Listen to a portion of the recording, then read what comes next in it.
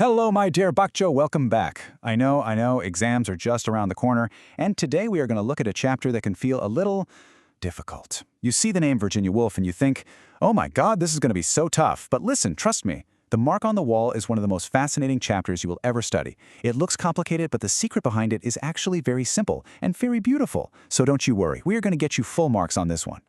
So, what is this all about? Well, the entire story, believe it or not, starts with just one simple thing. The narrator is sitting in a room, and she sees a tiny black mark on the wall.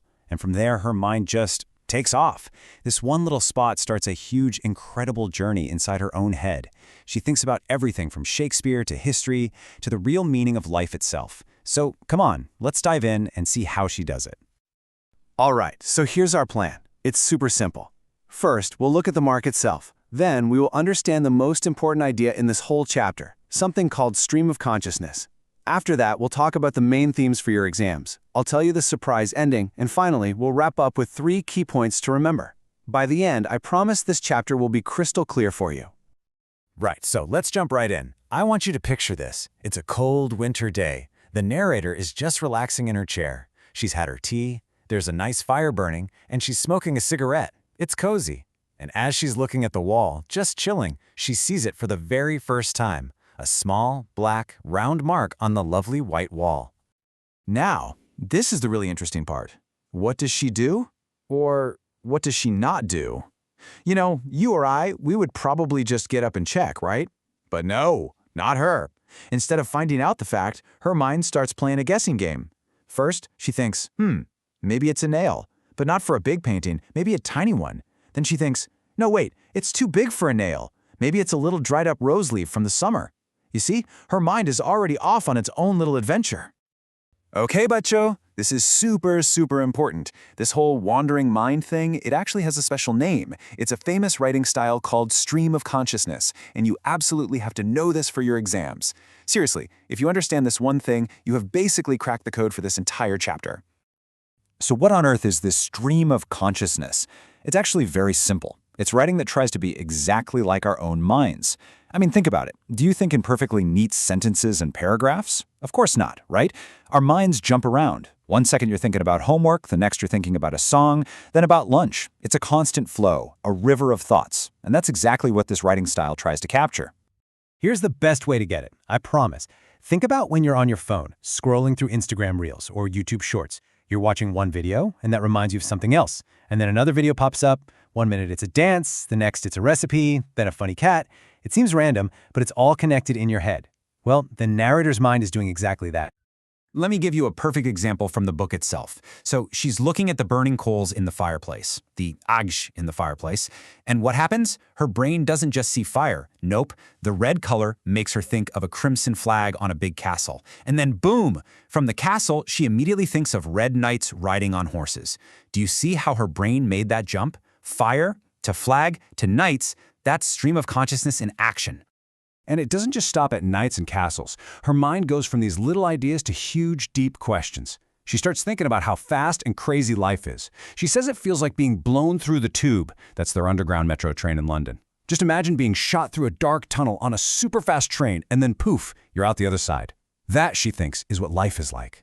So quick, and we have so little control. All right, everybody, attention.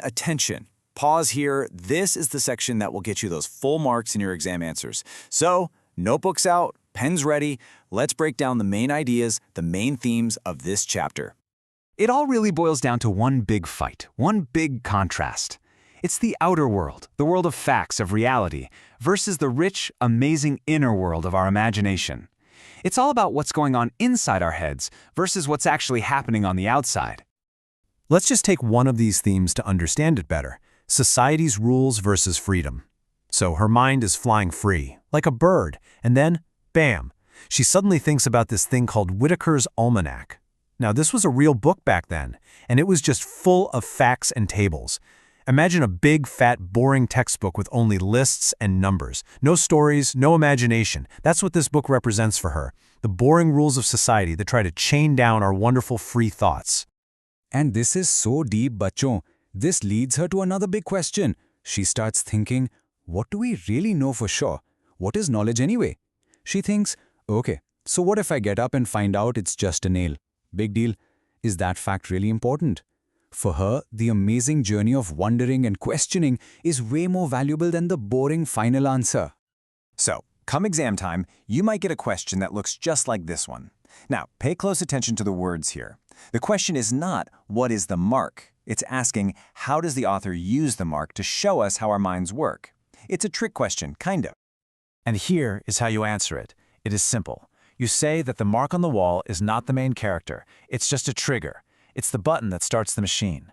The real story, the real hero, is the machine itself, the amazing, crazy, beautiful, unpredictable human mind.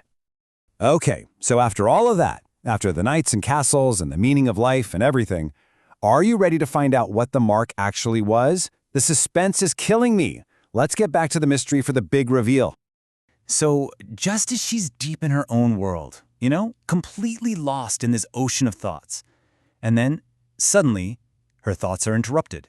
Someone else in the room speaks up. This other person is just talking about random things, the newspaper, the war, and then he just says it, so casually.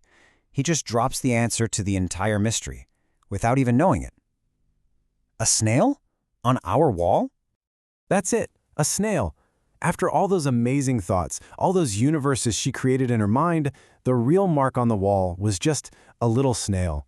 And that's the beautiful point of the whole story. Her amazing, rich, inner world of imagination was so much more exciting than the simple, boring outer reality. Okay, my dear students, we are at the very end, so let's quickly go over the 3 most important things you absolutely must remember from this chapter for your exam. This is your final revision. Number 1, you have to know what stream of consciousness means. It's the writing style that is just like the random, messy flow of our own thoughts. Number 2, the main theme is imagination versus reality, the exciting world inside our heads versus the simple world outside. And number 3, the most fun one, remember the snail? The snail proves that the journey of thinking is much more important than the final, boring answer. So, I'll leave you with this little thought. The next time you are sitting in your room, feeling a bit bored, just look around. Find a little mark on the wall, a crack on the ceiling, anything. And just let your mind wander a bit. See where it takes you. All right, that's it for today. Study well, but don't take too much stress. You are all going to do wonderfully. All the very best, my dear Butcho. You will be great.